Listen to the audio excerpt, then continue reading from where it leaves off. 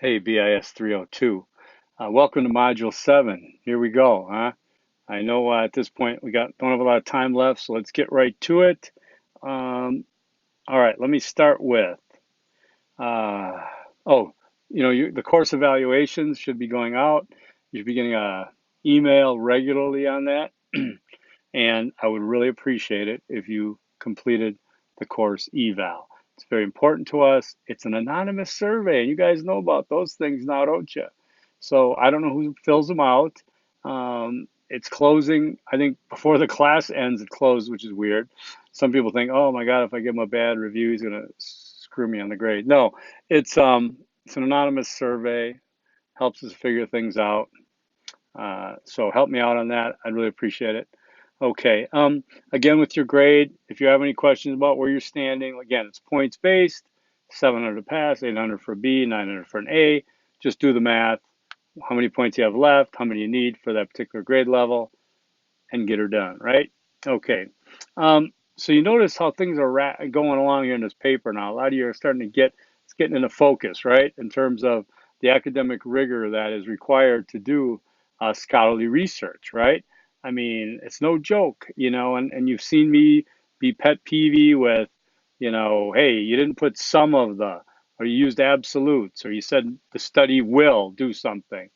Okay, you predicted that, and all these little slip ups that are very easy to make, of course, but I want you to be aware of them because words have meaning, and you don't want to overpromise and deliver, and you don't want to have hyperbole.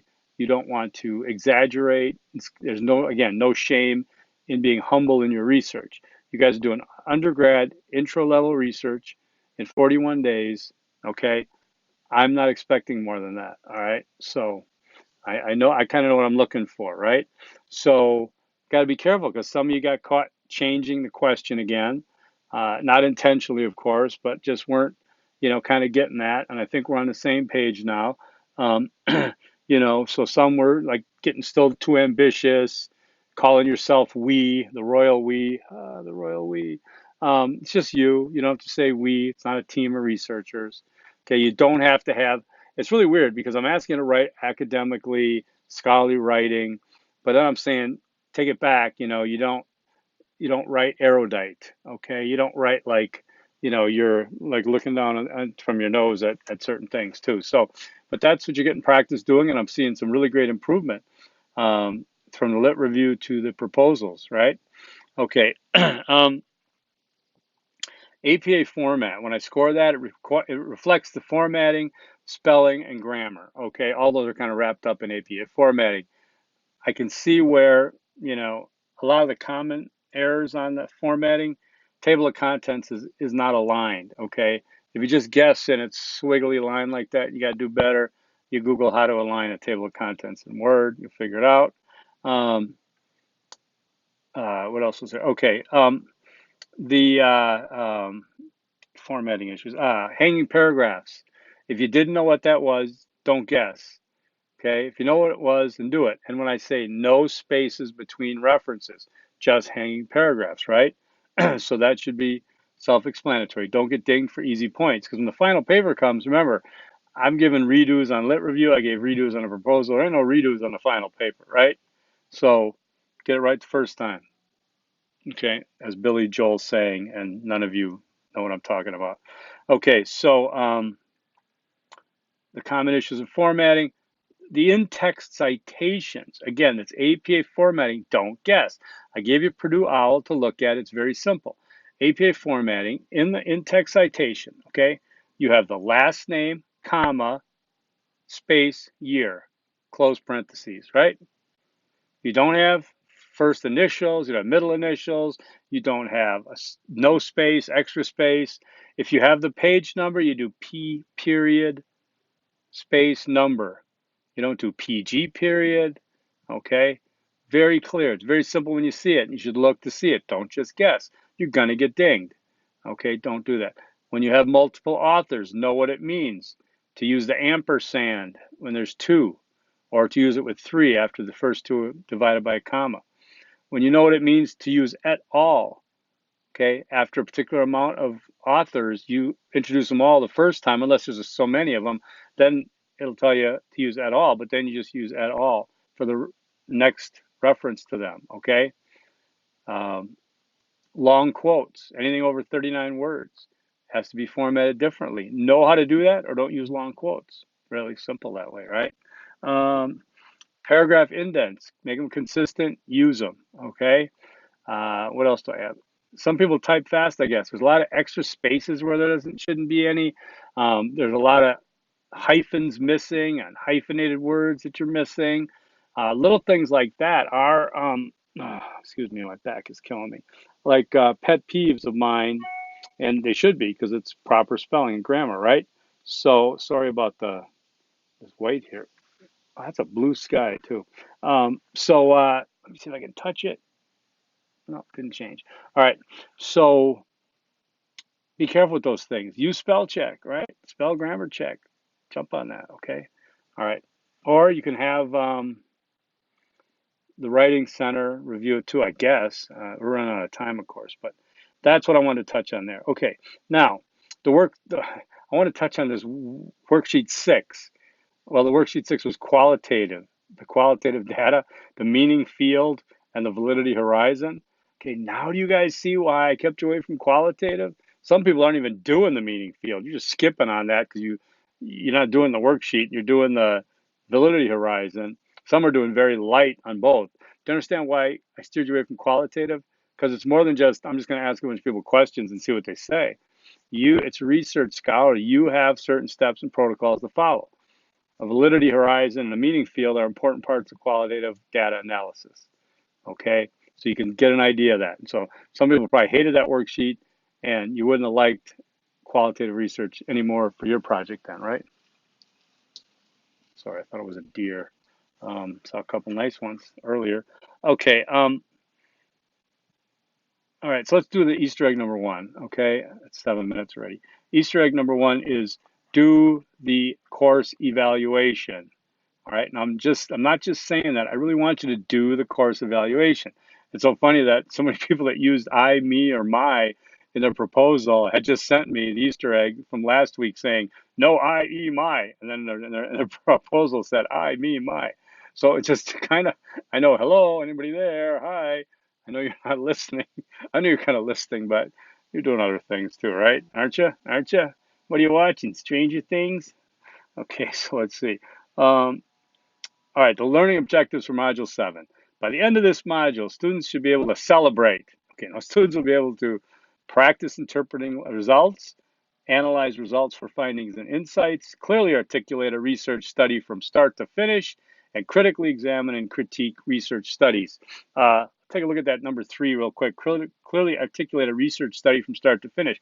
You can see now, you have some idea what it takes now, right, to do a research study. I was on Twitter this week, and there's been just a tragedy with the shootings and everything, and there's been so much like provocative statements and controversies made by for everybody from trolls to political leaders. And I saw one, politician talking about, video games and there was some leader of an organization said, please provide sources for that research. There's no research. And let me tell you a thing that happened to me, okay, when it comes to this research stuff. I didn't mean to troll anybody, but after the first shooting, God, you had to keep up with them. I think El Paso, I think it must have been. Someone tweeted about this hero, American hero, guy with a gun. He went with his legally carried gun and he saved these kids. And I just put out there, I said, please show me evidence where his gun helped save anybody. Because frankly, it confused the chaotic situation and he risked his own life. More so having that gun than not having it in that kind of environment. Now, we can all debate this. I believe me, there's people that hate my guts saying it right now. But, there was no evidence of it. In fact, the man himself said the police thought he was the shooter at first, okay? So these are the complex issues we run against, okay? I'm not getting any Second Amendment stuff or anything. I'm just talking about in the chaos. And you're talking about somebody who's firearms trained, okay? Where I'm staying right now in Milwaukee County, I was a sergeant, okay? I transported inmates. I worked in corrections. I worked in I had to get my shooting certificate. I was carrying. Okay, so I know what's going on. I know about that. I'm not a, too much of a bleeding heart. I worked at Maricopa County also. But my point was that, let's not frame this around the guy carrying the gun. You can frame it around his bravery and his courage. Okay, but let's not go gun fetish here on this. All right. So what happened on that tweet was it got blown away. I think it was over four figures of likes. There was, but there was a lot of dislike. There was comments, the dialogue that was. I only did it once. The dialogue was ridiculous. I'd end up, muting that thing. But again, it was. I asked for evidence. I asked for evidence, not this anecdotal stuff that show me evidence. Because the evidence I have is the police said, look, we could have shot you. The police don't want a bunch of people pointing guns at each other because they don't know who the perp is, right? It's a complex issue, but I'm asking for research. Again, when they say video games are doing this to young people, okay, and they say, well, Japan's video game. I mean, you can go through a whole litany, all right? It's more than that. You can't just scapegoat it on video games, all right? But research. So articulate a research study from start to finish. You guys have seen that in action now. When you hear that word, ding, bell's gonna go off. Research. I know that. It's not just like somebody Googling stuff and going to Wikipedia. It's doing some work, right? Okay. So you're going to be doing everything else in this. Submitting practice interpreting your results. You're doing that worksheet 6, 7. Analyze results for findings and insights. You're doing that with your own study. Clearly articulate a research study from start to finish. You're going to do that with your final paper. Critically examine and critique research studies. That's what you're doing too through this whole thing. All right, Easter egg number 2. Wow. All right, wait a second here. Hold on. Thought I had my Easter eggs. I thought I had my Easter eggs already. Easter egg number 2 is submit your course evaluation. That's a tricky one, right? I know what I said earlier, but that's how important it is to me, okay? All right, so for the reading, you got the textbook, chapter 13, approximately 26 pages. I don't have it with me. I'm at my friend's house right now. I'm so mad. I'm sorry about that. Chapter 13, I think it's probably about analyzing data, okay? Worksheet number 8 is there's 4 questions about your findings. And that worksheet is going to help prompt you, give you brainstorming so that you can articulate about your findings in the final paper, right? Okay. Now, you've got the final paper. That's the big one. Well, you got the peer evaluation, right? There's 2 of them again. So if you ever see 3 or anything, it's 2. It's 2, 2, 2. Do them both, okay? Post your final paper, rough draft. Do that. I will skim those things to make sure you've done them, but I do not score content there, okay? And I don't pre-grade, as you well know, right? Get those in for those 80 points. Now, for the final paper, the rubric, right? Okay, I mean, if you go to a submission page, you'll see the rubric. There it is, right? Okay, so the rubric, it's worth 200 points. This paper now, this submission is worth 20% of your grade, okay? Notice everything. You got the cover page. Please spell my name right. Okay, Feyrer. I know it sucks. I've been living with it. Okay, but try to get it right. Okay, chapter 1, introduction and statement of problem. There it is. Okay, you got a section, introduction section, purpose of study, the problem, significance, assumptions, limitations, definitions. It's just like your proposal. Okay, it is. Just make sure it's all past tense now. Okay. Chapter 2 is your lit review, right? I know it says mini, but I think you guys, it is a mini in the relatively speaking, but you guys did a good job of that. Chapter 3 is methodology, part of the proposal, but remember that you had everything in the future tense. Now it's changed that methodology to past tense. The study was developed on SurveyMonkey, not the study will be. Okay, the study was sent out to social media, whatever. Oh my God, my iPad's going to blow down. I know it is. I'm just balancing this screen up and down. All right, chapter 4, that's the new one, research, data collection, data compilation, analysis. Okay, data collection, that you're going to talk about again. Well, let's look at the methodology, because you're going to do the purpose of study, setting of the population. Then you get to data collection, chapter 4. You're going to talk about how you collected it. How did it come from? Hold on, this thing's blowing. How was your data collected? Okay, that's important to know that. Then there's another section on data compilation and analysis. Okay, the data compilation analysis, 2 different things. Okay, the compilation of it, yeah, the collection, but the compilation means that, let's say you had 10, 20 questions. You're going to start saying that, well, question 3 asks such and such, and the results below show that 40% of women thought this, whereas 60% thought this. Based on age, this is the breakdown of this question, okay? You're not getting too far into it. You're just compiling the data so we can get a picture of it.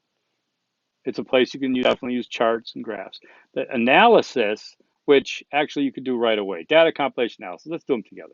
Like I said, just you're compiling like the question, you're showing us what happened in your survey, and then you're analyzing the results. Then you're saying, well, this could mean, remember, don't say this does mean that people do this. It could mean, right? It could mean. All right. So that's something that possible haboob coming, Phoenix warning. My son told me he's in Scottsdale. Okay. So you want to, review your questions, see who said what, who chose what does it mean? What does it appear to mean? Okay. That's your analysis in there, okay? Your data compilation, question analysis. Look at the samples too. Look at the samples. You want that? Remember module 6. Then the summary. This is that summary. You got to get with it now. Hey, I'll actually be looking for some interdisciplinary summarization too. I think that's very important. Why? Obvious why, right? Don't have to answer that question.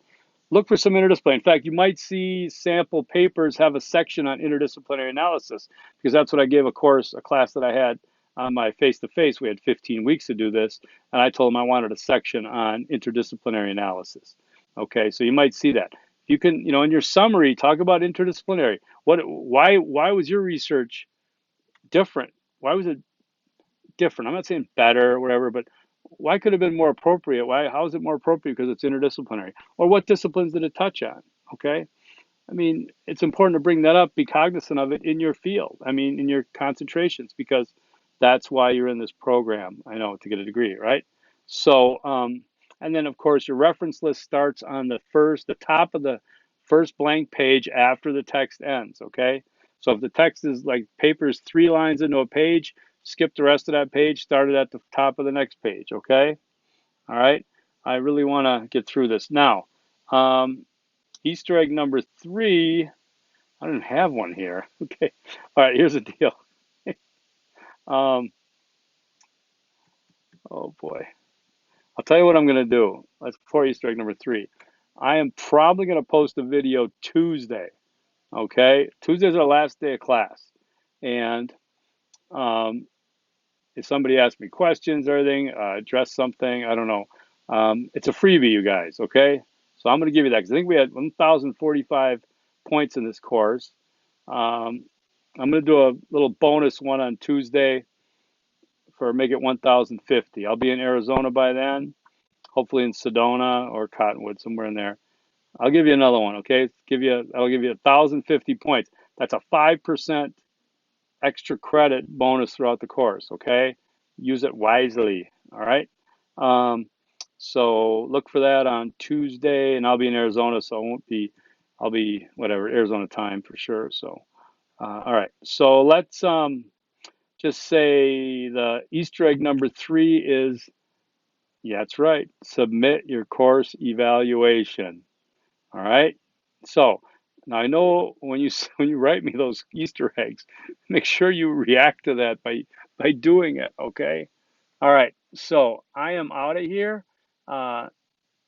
Thanks so much for all your hard work. I'm going to talk to you once more Tuesday, just because I want to say forks up and see ya. All right. Take care.